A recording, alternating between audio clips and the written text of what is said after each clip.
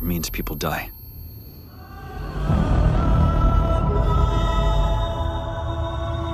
The mist rolls through the ancient streets of Florence like a whispered secret, carrying with it the weight of centuries and the silence of things better left unsaid. In the early hours before dawn, when the city sleeps beneath a blanket of fog, there are shadows that move differently than they should, and stories that echo through alleyways where history has buried its darkest chapters. The cobblestones gleam wet with dew, reflecting the amber glow of streetlights that have witnessed too much, their silent vigil stretching across decades of carefully guarded secrets. Welcome to Obscure Minds, a space where the deepest corners of the human psyche are explored through real stories that changed history. If you enjoy true documentaries that reveal the mysteries of reality, stay with us. What you are about to hear is more than a story. It's a haunting echo of truth. Before we continue, tell us in the comments which city and country you're watching from, and what time it is there right now. There are cities that guard their secrets like ancient vaults, and Florence is one of them. Beneath the Renaissance beauty, beneath the marble and the masterpieces, beneath the tourist trails that wind through cobblestone streets, there lies a darkness that the city has spent decades trying to forget. The same hands that carved David from stone, that painted the Sistine Chapel, that gave birth to the Renaissance itself, also shaped a nightmare that would consume the Tuscan countryside for nearly 3 decades. They call it the Monster of Florence, but that name carries with it the weight of something far more complex than any single predator stalking through the Tuscan hills. It speaks to a presence that transcended the physical, a force that seemed to understand the very soul of the landscape and the people who inhabited it. The olive groves and vineyards that had witnessed centuries of love and life would become theaters of horror, their beauty transformed into something sinister by the knowledge of what had transpired beneath their ancient branches. The story begins not with violence, but with silence. The kind of silence that falls over a community when something so terrible happens that speaking of it becomes impossible. It is the silence of complicity, of fear, of institutional protection that runs so deep it becomes indistinguishable from the very fabric of society itself. In the rolling hills outside Florence, where cypress trees stand like sentinels against the sky and ancient villas hide behind stone walls, there were places where lovers once sought privacy beneath the stars. These same hills would become hunting grounds, and the very beauty that drew people to them would become a trap more deadly than any medieval dungeon. The Tuscan landscape has always possessed an almost supernatural beauty, the kind that poets and painters have struggled for centuries to capture. Rolling hills covered in vineyards stretch toward horizons painted in shades of gold and amber, while ancient olive trees twist their gnarled branches toward skies that seem to hold all the secrets of eternity. It was in this pastoral paradise that young couples would drive their cars along winding country roads, seeking solitude in lovers' lanes that had welcomed romance for generations. The very isolation that made these places perfect for intimate moments also made them perfect for something far more sinister. It was in these pastoral settings that couples would disappear into a nightmare that defied comprehension. Young people, full of life and love, would drive into the countryside for stolen moments of intimacy, only to become part of a pattern that would terrorize Tuscany for decades. Their cars would be found the next morning, windows fogged with condensation, doors ajar, the silence inside more deafening than any scream. But this was not random violence. This was something methodical, something planned, something that spoke to a mind that understood the landscape as intimately as a painter knows his canvas. The killer moved through the countryside like a ghost, appearing and disappearing without trace, leaving behind only death and a kind of ritualistic precision that chilled investigators to the bone. He seemed to know exactly when couples would arrive at secluded spots, exactly how long they would remain undisturbed, exactly how to approach without being seen or heard. This was not the work of an opportunistic predator, but of someone who had studied his territory with the dedication of a military strategist planning a campaign. The first whispers came in the late 1960s, though some say the roots of this darkness stretch back much further into the shadowy corners of Tuscan history. There were stories, half-remembered and deliberately forgotten, of similar incidents that had been quietly buried in police files and newspaper archives. Local historians spoke in hushed tones of patterns that seemed to repeat across decades, of a darkness that would surface periodically like some ancient curse awakening from slumber. But it was not until the pattern became undeniable that the city began to understand they were dealing with something that transcended ordinary criminal behavior. The 1970s brought a new level of horror to the hills around Florence. What had been isolated incidents became a systematic campaign of terror that followed a schedule as regular as the changing seasons. Every few years, when the moon was dark and the countryside lay shrouded in shadows, the monster would emerge from whatever darkness concealed him and claim new victims. The attacks always came during the warmer months, when young couples were most likely to seek privacy in the secluded spots that dotted the Tuscan landscape. Each incident followed a ritual precision that chilled investigators to the bone. The locations were always remote, always beautiful, always places where the killer could work undisturbed beneath the Tuscan sky. Ancient stone bridges over babbling brooks, clearings in oak forests where wildflowers bloomed in spring, hillsides overlooking valleys painted in shades of green and gold. The victims were always couples, always young, always caught in their most vulnerable moments. But it was what happened after death that marked these crimes as the work of someone whose mind operated in dimensions that normal people could barely comprehend. The killer's methodology revealed a personality that was both methodical and deeply disturbed. He approached his victims with surgical precision, using weapons that suggested both premeditation and intimate knowledge of human anatomy. The attacks were swift and decisive, designed to prevent any possibility of escape or resistance. But it was the aftermath that truly revealed the depth of the killer's pathology. The careful arrangements of bodies that suggested ritual significance, the deliberate staging that transformed crime scenes into macabre works of art. The killer took trophies, not random objects or personal effects, but specific anatomical souvenirs that spoke to a pathology so disturbing that even seasoned investigators struggled to discuss it in clinical terms. These were not crimes of passion or opportunity, but carefully orchestrated performances in which death became art and suffering became sculpture. The precision with which these trophies were removed suggested medical knowledge, perhaps even surgical training, raising disturbing questions about the killer's background and profession. Each crime scene told a story that investigators wished they could unread. The positioning of bodies, the selection of locations, the timing of attacks, all suggested a mind that viewed murder not as an act of violence, but as a form of communication. The killer was speaking to someone, sending messages that only certain people would understand, participating in a dialogue that existed beyond the comprehension of ordinary law enforcement. Florence tried to ignore it at first. The city of Michelangelo and Dante, the cradle of Renaissance civilization, could not easily accept that such darkness had taken root in its midst.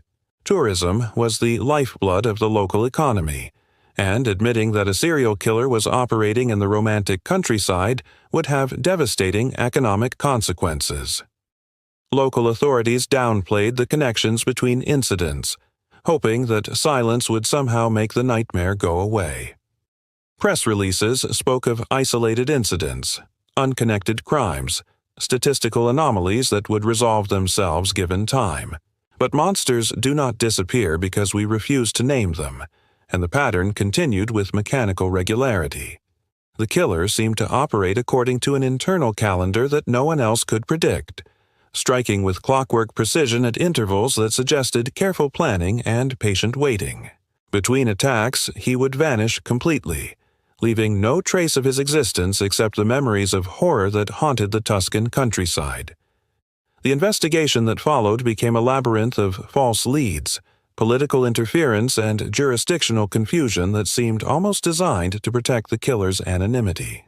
Multiple law enforcement agencies claimed authority over different aspects of the case, creating a bureaucratic maze that allowed crucial information to slip through the cracks.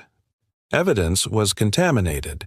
Witness statements were lost, and promising leads were abandoned due to jurisdictional disputes that served no one except the killer himself. Suspects emerged and were discarded with bewildering frequency. Some were clearly innocent scapegoats, desperate men caught in the machinery of a system that needed someone to blame. Local vagrants, known criminals, mentally disturbed individuals who happened to be in the wrong place at the wrong time, all found themselves swept up in investigations that seemed more concerned with finding someone to arrest than finding the right person to arrest. Others seemed promising until evidence emerged that their alibis were ironclad or their psychological profiles did not match the calculated cruelty of the crimes. The first major suspect was a man whose only crime was being different, whose eccentric behavior and isolated lifestyle made him an easy target for a community desperate for answers. He was arrested with great fanfare, tried in the court of public opinion long before he ever saw the inside of a courtroom, and ultimately released when evidence proved his innocence beyond any reasonable doubt. But the damage had been done. His life destroyed by accusations that everyone knew were false, but no one had the courage to retract publicly. But there were also suspects who disappeared into the shadows of bureaucracy and official protection. Men with connections to powerful institutions, men whose names appeared in files that were quickly sealed or mysteriously lost.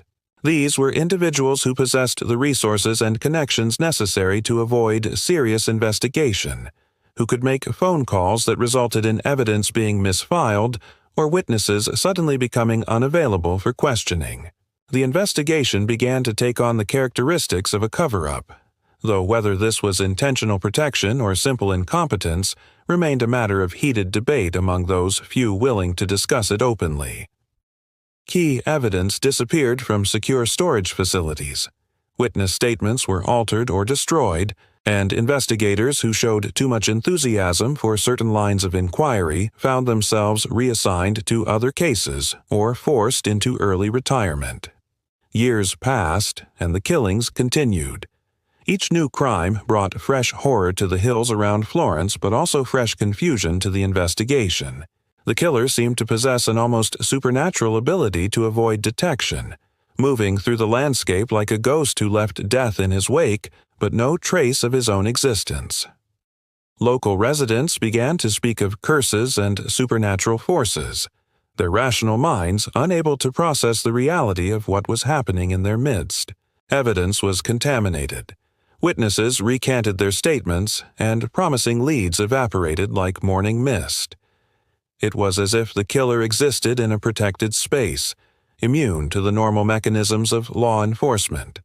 Phone records disappeared, forensic evidence was lost, and ballistics reports somehow found their way into incinerators rather than evidence lockers. The investigation began to resemble a deliberate sabotage operation more than a genuine attempt to solve crimes. If you're still here, you are among the few who question the official version. Subscribe before this disappears. The media began to take notice, though their coverage was carefully controlled. Newspaper reports spoke in euphemisms and half-truths, painting a picture of random violence rather than the methodical campaign of terror that was actually unfolding. Headlines focused on individual incidents rather than patterns, preventing the public from understanding the true scope of what they were confronting. Television coverage was minimal and sanitized, focused more on reassuring the public than informing them of the true scope of the threat. Journalists who attempted to dig deeper into the story found themselves facing obstacles that seemed deliberately constructed to prevent investigation. Sources suddenly became unavailable. Documents were classified or lost, and editors received phone calls suggesting that certain stories might not be in the public interest. The few reporters who persisted found their careers damaged by mysterious scandals or sudden budget cuts that eliminated their positions. But information has a way of seeping through even the most carefully constructed walls of silence. Journalists began to ask uncomfortable questions about the gaps in the investigation, the inconsistencies in official statements, the curious patterns of evidence that seemed to disappear whenever investigations moved in certain directions. Investigators started to wonder why certain avenues of inquiry were suddenly declared off-limits, why some suspects seemed untouchable while others were pursued with relentless determination. Family members of victims demanded answers that authorities seemed unwilling or unable to provide. They organized their own investigations, hired private detectives, and created networks of information sharing that bypassed official channels entirely. These families became the keepers of memory, the guardians of truth in a system that seemed determined to forget what had happened to their loved ones. The break in the case came not from official channels, but from an unexpected source. There were whispers of a confession, though not the kind that would ever appear in court records. Someone had spoken to someone who knew someone who had heard something that should never have been heard. The details were fragmentary and contradictory, but they pointed toward a truth that was far more disturbing than the official narrative suggested. These whispers spoke of connections that reached into the highest levels of society, of protection that came from sources with the power to make problems disappear permanently. According to these whispered accounts, the monster of Florence was not a lone psychopath operating in isolation. Instead, the killings were connected to something larger, something that involved networks of influence and protection that reached into the highest levels of society. The crimes were not random acts of violence, but carefully orchestrated events that served purposes beyond simple psychological gratification or sexual deviation. These stories spoke of gatherings in remote locations, of ceremonies that combined occult practices with political objectives, of a conspiracy that used murder as both sacrament and blackmail. The victims were not chosen randomly, but selected according to criteria that had nothing to do with opportunity and everything to do with symbolic significance. Their deaths served as offerings and rituals that participants believed would grant them power, protection, and influence over worldly affairs. The trophies taken from victims were not souvenirs in any conventional sense, but sacred objects used in ceremonies that took place in locations hidden from public view: ancient ruins, abandoned churches, private estates where the wealthy and powerful could gather without fear of discovery or interference. These rituals allegedly involved not just the original killer, but networks of participants who included judges, politicians, business leaders, and religious figures who used their positions of authority to protect the organization's activities. The investigation that might have exposed this network was systematically sabotaged from within. Evidence disappeared not through incompetence but through deliberate intervention by people with access to police facilities and the authority to remove materials without question. Witnesses were intimidated into silence not by common criminals, but by people with official badges and government credentials who could make credible threats about what would happen to those who spoke out of turn. Investigators who pressed too hard found themselves reassigned to other cases or forced into early retirement, their careers destroyed by scandals that seemed to emerge from nowhere but followed patterns that suggested careful orchestration. The few who persisted in their pursuit of the truth discovered that they were not just hunting a killer, but confronting a system that had been specifically designed to protect that killer's identity and continued operations. But even the most carefully constructed conspiracies have weak points, and this one was no exception. There were people who knew too much, who had seen too much, who carried the weight of knowledge that burned like acid in their consciences. Some of these people began to talk, though always carefully, always indirectly, always with the understanding that speaking the full truth would mean signing their own death warrants. The picture that emerged from these fragmented testimonies was of an organization that operated at the intersection of politics, occultism, and organized crime. Its members included judges, police officials, politicians, and businessmen who used their positions of authority to create a protective bubble around their activities. They met in secret, communicated through coded messages, and maintained their organization through a combination of shared guilt, mutual benefit, and lethal enforcement of silence. The monster of Florence was not their only operation, but it was perhaps their most visible, and certainly their most psychologically devastating. The killings served multiple purposes within this network, each death calculated to advance the organization's objectives while satisfying the psychological needs of its members. They provided the raw materials for ritual practices that members believed granted them power and protection, ceremonies that took place in locations hidden from public view and scrutiny. The killings served multiple purposes within this network.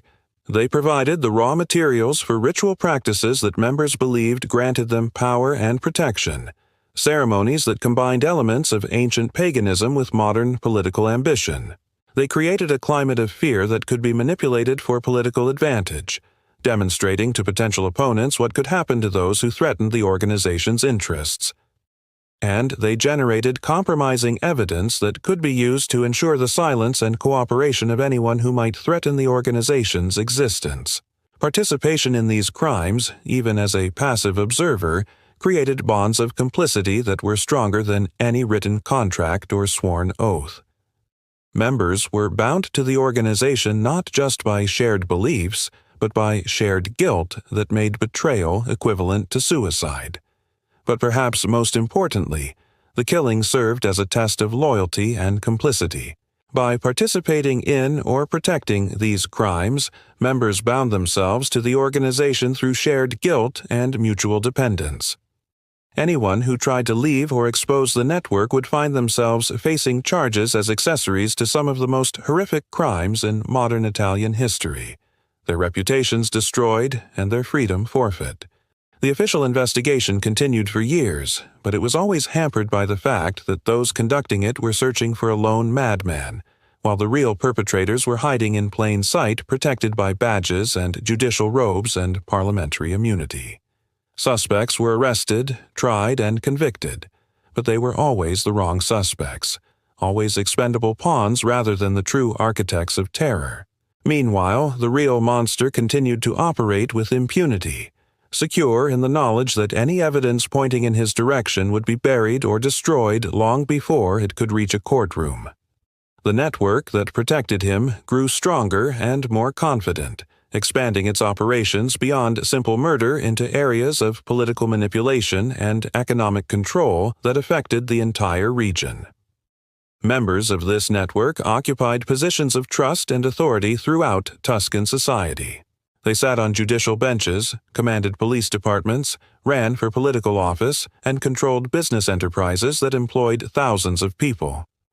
Their influence extended into every aspect of regional life, creating a parallel power structure that operated according to its own rules and served its own interests. But secrets have a way of eating away at those who keep them, and even the most disciplined conspiracies eventually begin to show cracks. Members of the network began to suffer from the psychological strain of maintaining their double lives, the cognitive dissonance of appearing respectable in public while participating in unspeakable crimes in private.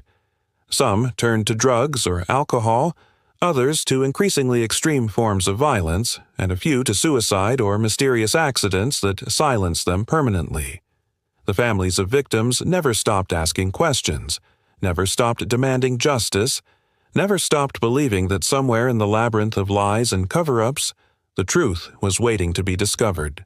Their persistence kept the story alive even when official channels had long since closed, and their courage inspired journalists and investigators to continue searching for answers despite the obvious dangers involved.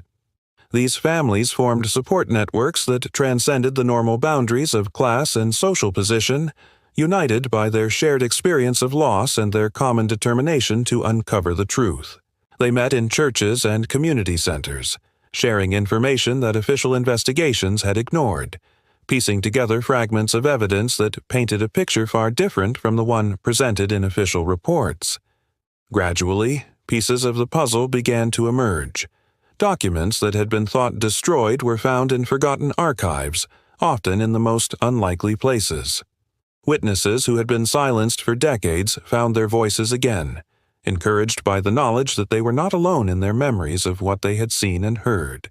Physical evidence that had been dismissed or ignored was re-examined with new technologies and fresh perspectives that revealed its true significance.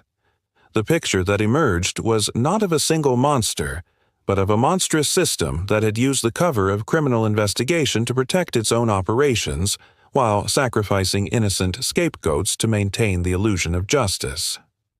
The true monster of Florence was not an individual psychopath, but an institutional pathology that had infected the very organizations tasked with protecting society from exactly this kind of predation. This revelation transformed the entire narrative of the case, changing it from a story about criminal investigation into a story about institutional corruption and the abuse of power.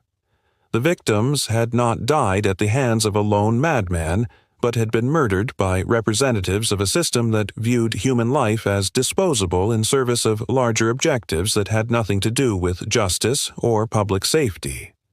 The revelation of this truth did not bring closure to the families of victims, but it did provide a different kind of understanding. Their loved ones had not died at random, had not been selected by chance, had not become victims through simple misfortune. Instead, they had been chosen for reasons that remained hidden but were nonetheless deliberate, their deaths serving purposes that the families were only beginning to understand. The network that had protected the monster eventually began to unravel, though not through the efforts of law enforcement or the judicial system. Instead, it fell victim to the same internal contradictions and psychological pressures that affect all secret organizations over time. Members turned against each other as the strain of maintaining their double lives became unbearable. Old alliances crumbled under the weight of mutual suspicion, and the protective bubble that had seemed so impermeable finally burst. But even as the truth began to emerge, it became clear that justice in any conventional sense would be impossible. Too much time had passed, too much evidence had been destroyed, and too many of the key participants had died or disappeared.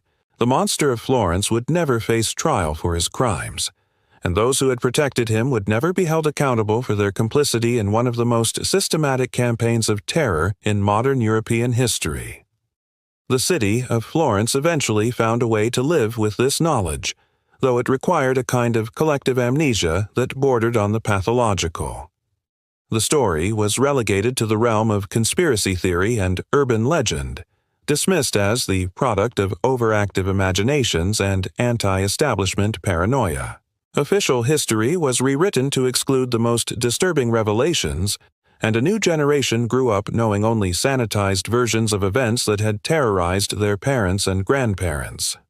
But the truth has a way of persisting, even when it has been officially erased, and there are still those who remember what really happened in the hills around Florence during those dark decades.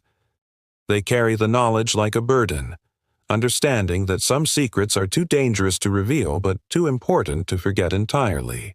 They meet in small groups, share their memories in whispered conversations, and pass their knowledge to trusted friends who understand the importance of preserving truth, even when that truth cannot be spoken aloud. The monster of Florence represents something far more significant than a simple criminal case. It is a window into the shadow world of institutional corruption and organized evil that exists parallel to conventional society operating according to its own rules and serving its own interests while maintaining the facade of respectability and civic responsibility. It demonstrates how easily the mechanisms of justice can be turned to serve injustice, and how the very people entrusted with protecting society can become its greatest threats when they are corrupted by power and protected by secrecy. The story also reveals the profound vulnerability of ordinary citizens when confronted with organized predation that operates under official protection. The young couples who died in the Tuscan hills were not just victims of a psychopathic killer, but casualties in a war between normal human decency and systematic evil that most people prefer not to acknowledge exists. Their deaths serve as a reminder that innocence and virtue provide no protection against those who have abandoned all moral constraints in pursuit of power and gratification. Perhaps most disturbing of all, the monster of Florence shows how effectively truth can be buried when powerful interests align to suppress it. The conspiracy of silence that protected the real perpetrators was not maintained through force alone, but through a complex web of complicity, corruption, and willful ignorance that infected every level of society. People who should have spoken out remained silent. Evidence that should have been preserved was destroyed, and investigations that should have uncovered the truth were sabotaged by those sworn to serve justice. The hills around Florence are peaceful now, and tourists once again seek out the romantic vistas that once served as killing grounds. The cypress trees stand unchanged, their ancient branches reaching toward skies that have witnessed too much, and the stone walls of ancient villas continue to guard secrets that may never be fully revealed. But for those who know the true story, these beautiful landscapes will always carry the echo of something darker, a reminder that evil can flourish anywhere when good people choose silence over truth. The monster may be gone, but the system that created and protected him lives on in different forms and different places. The lesson of Florence is not that such horrors are unique to a particular time and place, but that they are possible anywhere that institutional power becomes disconnected from moral responsibility and public accountability. The networks of influence and protection that shielded the monster still exist, still operate, still use their positions of authority to serve their own interests rather than the common good. Understanding this truth is perhaps the only meaningful form of justice that remains available to the victims and their families. By recognizing the systemic nature of the evil they confronted, we honor their memory while acknowledging the ongoing responsibility of all citizens to remain vigilant against the corruption of the institutions that are supposed to serve and protect them. Their deaths were not meaningless, but they will only have meaning if we learn from them and refuse to allow such systems of organized evil to flourish in darkness and secrecy. The silence that once protected the monster of Florence has finally been broken, though it took decades for the truth to emerge from the shadows where it was hidden. That truth is more complex and more disturbing than the simple narrative of a lone psychopath that was offered as explanation for so many years.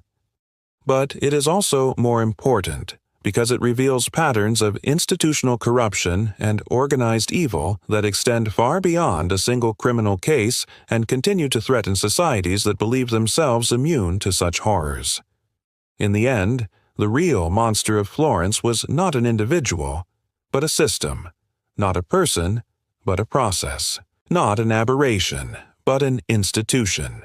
This understanding changes everything about how we interpret not just these particular crimes, but the nature of evil itself in modern society. It reminds us that the greatest threats to human dignity and social order come not from isolated madmen operating on the margins of society, but from organized networks of corruption that operate within the very institutions we trust to protect us. If you love watching documentaries and true stories based on real events, stay with us and subscribe to this channel. We are truly grateful to have you here. Tell us in the comments which city and country you're watching from and what time it is there right now. Share this video with someone close to you.